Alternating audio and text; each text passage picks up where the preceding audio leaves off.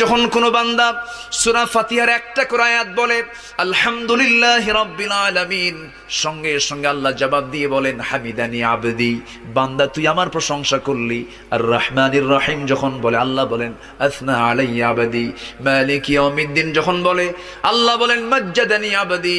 এরপরে যখন বলে ইয়াকা না'বুদু ওয়া ইয়াকা নাস্তাঈন পর্যন্ত যখন বলে আল্লাহ বলেন বান্দারে তুই আমার কাছে কি চাস, প্রাণ খুলে চা রে বান্দা।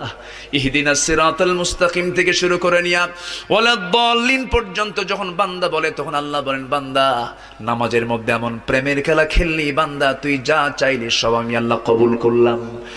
ওই বান্দা যখন রুকুতে যায় আল্লাহ তখন অস্থির হন। ওই বান্দা যখন সিজদায় যাওয়ার জন্য প্রস্তুতি নাই, সমস্ত ফেরেশতাকে ডাক দিয়ে বলেন ও ফেরেশতারা, এই বান্দাগুলো আমাকে দেখলো না, রাসূলকে দেখলো না, কোরআনকে দেখে হাদিসকে বিশ্বাস করে আমাকে খুশি করার জন্য তার সবচেয়ে সম্মানজনক